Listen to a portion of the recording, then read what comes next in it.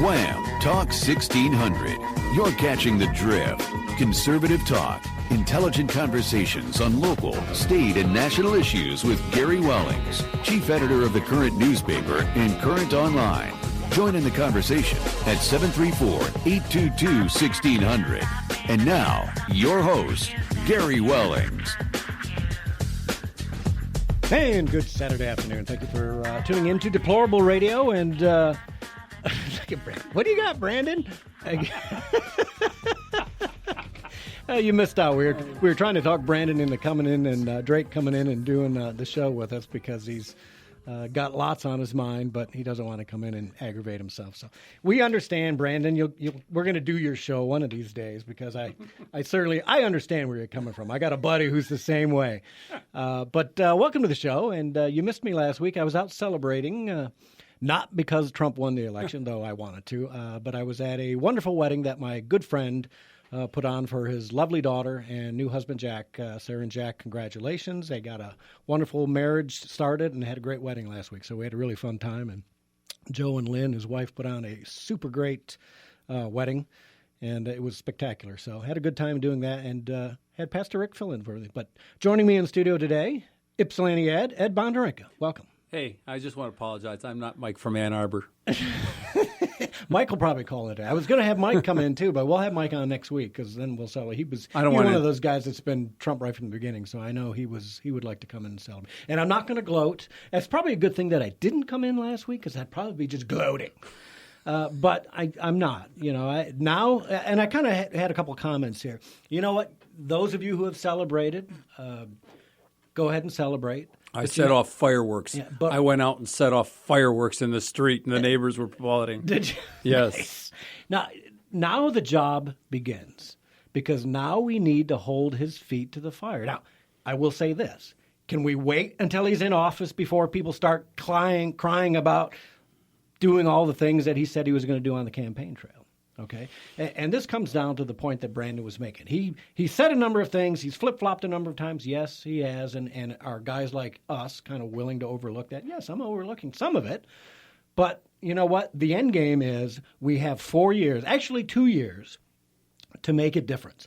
Because in 2 years, if the Republicans do not deliver, if they don't deliver, we have a really serious problem because the Democrats are going to take back either the House or Senate or both. We have that window. It's a short window. So and it's not even 2 years. You probably have 18 months, maybe.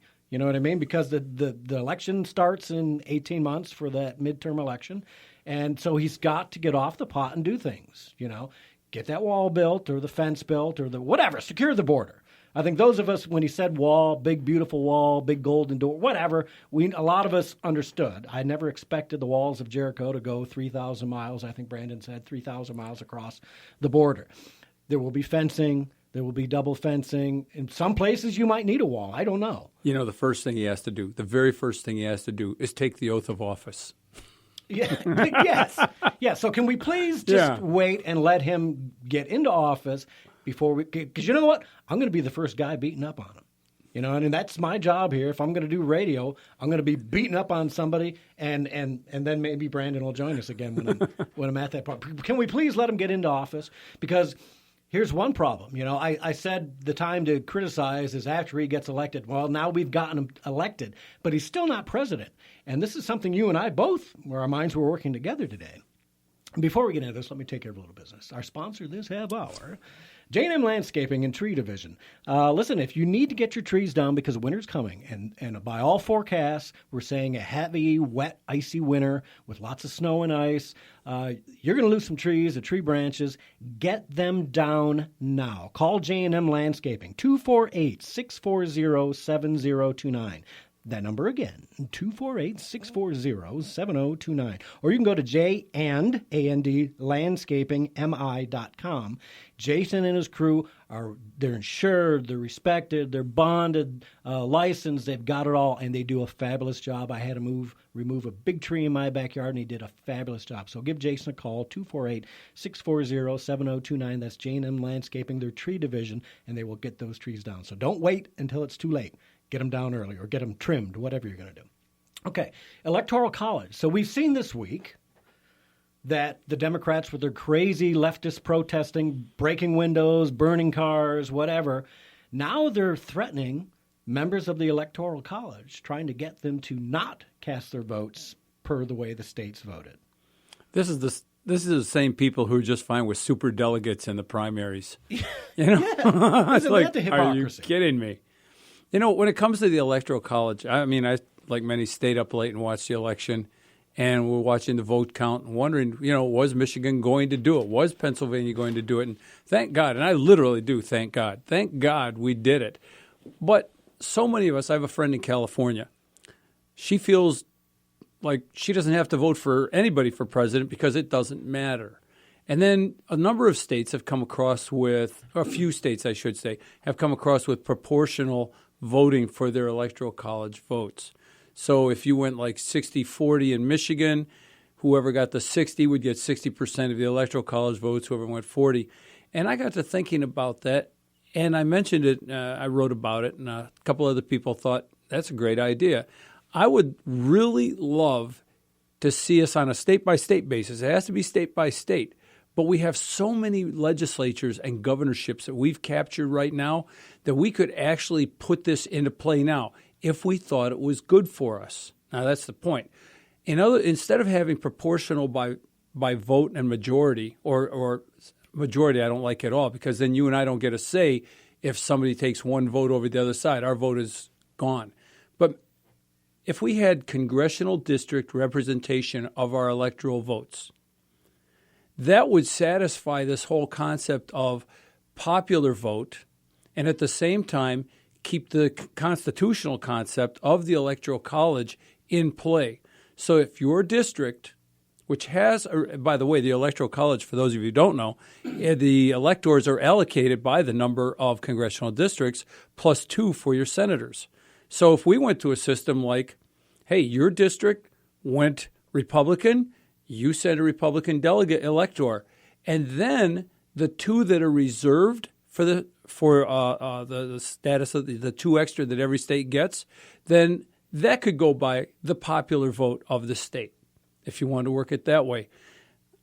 It still becomes a kind of a popular vote because the voting is done by the population in the individual districts. Yeah, and it just makes me wonder, though, did the Founding Fathers make it this way? Because if you do then go proportional per state, those states, like, let's say, Illinois, has the majority of its population in Chicago, are you again going to the point that, and I think the founders did this for a reason, it's majority rule with minority rights. So, you know, the hinterlands out here in the flyover country where we don't have those giant population centers, because if we went popular vote, right, California and New York would always decide who our president's going to be, and that's not fair to everybody. And they have more electoral. America. They have more districts. There are more districts in the population yes. centers. So that's why I've tried to work this out. If this is beneficial, perhaps it's only in the primarily red states or borderline states like Michigan and Pennsylvania and Florida that this would be a good thing for us. But if that's the case, let's move on that.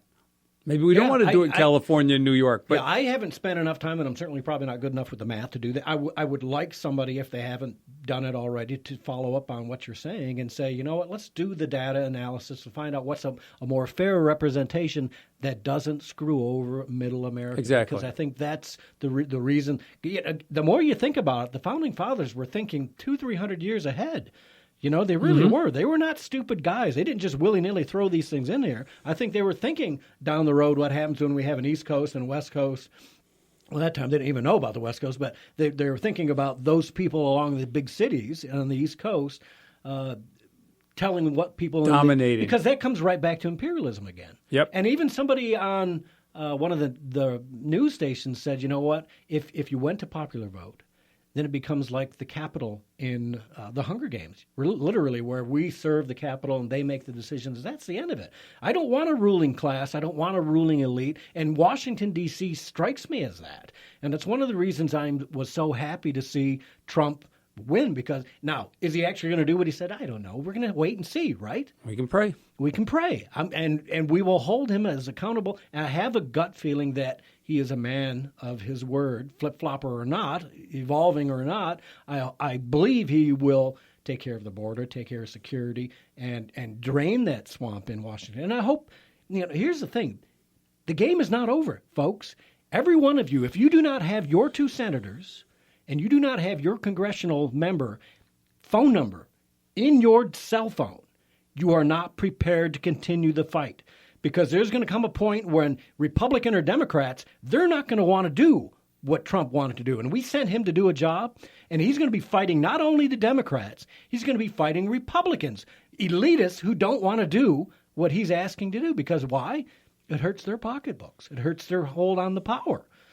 So each and every one of us needs to be ready on. And if you're not on social media, Twitter or Facebook, and get on Gab now is the new one, right? It's in beta mode right now. You can apply, and they'll get back to you and let you know when you're in. What about Google Plus? Doesn't anybody? Nobody. I don't know anything about Google Plus, but the work has just begun, and it's on us, each and every one of us, to be as involved as we possibly can to make sure Trump lives up to those promises that he made us. And as far as what you were saying. And Brandon to some degree, and people don't have the benefit of having heard him say it firsthand. But considering that, Trump has said one thing and then done something another, how many of us have come out on a position, had somebody explain to us where we were wrong, and we change our minds? Is that flip-flopping when we give it a little more thought with a little more information than we had before, and we say, no. Okay, I think it's this way. We've seen Trump do that when he made his abortion statement. He modified it, whether he was going to prosecute the moms as opposed to the doctors. He had it explained to him, and he says, yeah, you're right. Not a good idea to prosecute the moms, the mothers who had the abortion. Yeah, part of that for me, too, is here's a guy who's lived his entire life, and according to what he said last night on his own interview, never thought about running for president until 2012. That was the first time, right? So he's lived the majority of his life just doing whatever. You can't go back 11 years and undo what he said on the bus to the whatever access people. He lived his life like any of us would normally live their lives if you were a billionaire. and it wasn't until 4 years ago. But literally, the man has been involved in politics now for 19 months. Yeah. 19 months. He doesn't have the 30 years or 20 years or 40 years of experience that all these other politicians have. He's not that guy who in college decided someday he was going to be president and has to live every day accordingly. Right. Right. That's what and so all I can say is, you know what? He overcame every odd. He beat the Republican Party, the establishment. He beat the Democrat Party, the establishment. He beat the media, of all peoples. And that was one of the first things I said when I was still Trump or Cruz. I'll take either one. The reason I thought he would do better than Cruz was he had the ability to stick his finger in the eye of the media and say, screw you. Because this is what I'm going to say, and this is what I'm going to do. And whether he did it on purpose, whether it was a thought-out plan to screw the media like that, I don't know. But it worked. And he overcame every odd, despite having everybody and everything against him. He kept to a message that those of us, 60 million of us anyways, voted on. Yep. And that's what we ended up with. So we won. Let's take a call from Joe in Wyandotte. He wants to talk about the Electoral College. Joe, welcome to the show. Yeah, thanks. But first, the only thing I'll say about Trump is I will praise him if he actually does something right and proves that he can overcome his New York liberal core. But, yeah, I called to talk about the Electoral College. And that's fair. That's fair, Joe. Jeff Sessions already? That doesn't count? Yeah, I mean, I'm looking at these 3 picks, and I'm giddy already. Like, let's go. Yeah, I mean, what do you think, Joe? Are you happy with those 3? Pence is the VP pick, and hope that Pence is able to effect a good direction on him.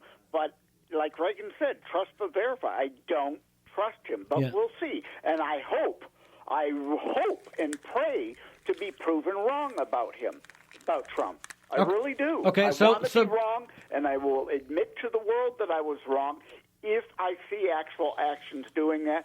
Sessions, you kind of alluded to Sessions, I believe. No, I said Sessions. I didn't allude. But, again, I'll believe it when I see it. If I see a Hillary indictment, I'll believe it. If I see pressure on sanctuary city folks to actually enforce federal law or withhold something